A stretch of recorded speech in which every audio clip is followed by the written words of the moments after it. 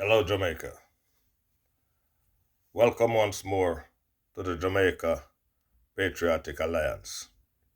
And we'll start with a scripture as usual. Romans 15, verse 1 says, "We then that are strong ought to bear the infirmities of the weak and not to please ourselves." Once again, we see the fragile mindset of our nation coming to the fore. And every day you get up, it's another set of Jamaicans that are being slaughtered. When murder has become a business in our country and the leaders just don't business with the business of murder. They just don't care about solving these murders or neutralizing the everyday killers of our society. They go about their business as if they don't care. They know the people that are doing these things. They are friends of some of them. In fact, a lot of your police force is on the payrolls of some of these known killers. But the politicians that you run behind every election and glorify as if Jesus returned, they are continuing to fail you on a daily basis. And it is time, as a people, you demand a different leadership. You need people that will take your country and build your country for the future. I ask you, Jamaica, what kind of Jamaica do you want to leave for your children and grandchildren? In fact, I'll ask even the very killers in our country, the very men that are committing the crime all over the place, what kind of Jamaica do you want for your children and your grandchildren? I am sure that the one that you are now making or putting into effect, you don't want that Jamaica for your children and grandchildren. Or is it that you don't care what kind of country we have? We're much too talented as a country and much too great as a country to surrender to this kind of mayhem and destruction and confusion or whatever superlatives I can find to describe the nonsense that we now have as a nation. Our politicians are seemingly nonchalant and don't care. We have one of the most egregious murder in the history of Jamaica, which is the Donna Lee Donaldson case. And I keep referring back to that case as the straw that shall break the camel's back. That is the straw that Jamaica must use to decide that enough is enough. When the citizens of our country are being slaughtered not just by criminals, but by also members of law enforcement and bodies dumped and gotten rid of, it says something is definitely wrong with our today's Jamaica. The mindset of our people are literally manipulated by exterior powers and dark forces. Every young man in Jamaica now wants to wear a guard ring, which I can tell you, young man, it doesn't guard you. You're just throwing away your money.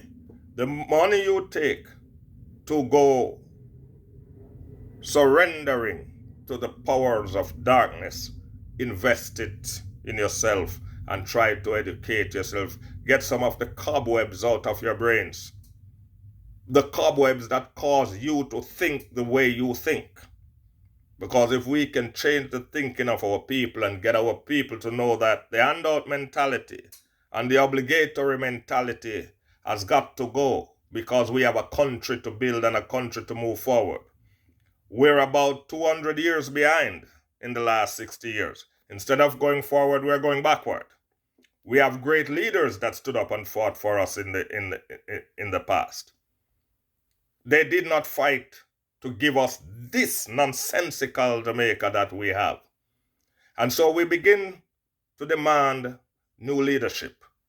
We begin to say to the government, you have failed on all levels. You have failed in education.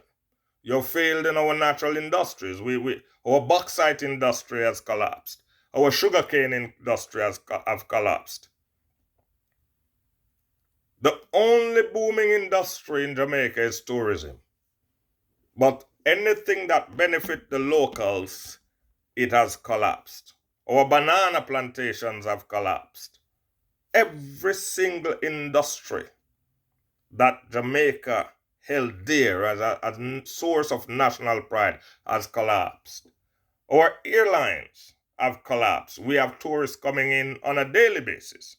And as a country, we should be benefiting from this in a broader scale, because there's no way that Jamaica should not have even a mini carrier carrying tourists from all over the world.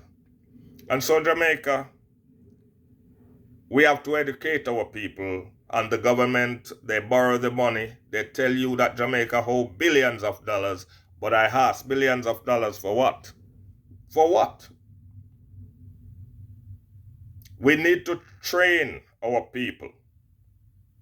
2 universities per parish is what we need to begin to develop the minds of all Jamaicans. We want to put all Jamaicans in national service to assist in the building and development of our country. All Jamaicans have a role to play. If you cannot read, we can find use for you. You are still a Jamaican and you're still entitled to assist in the building and development of your country.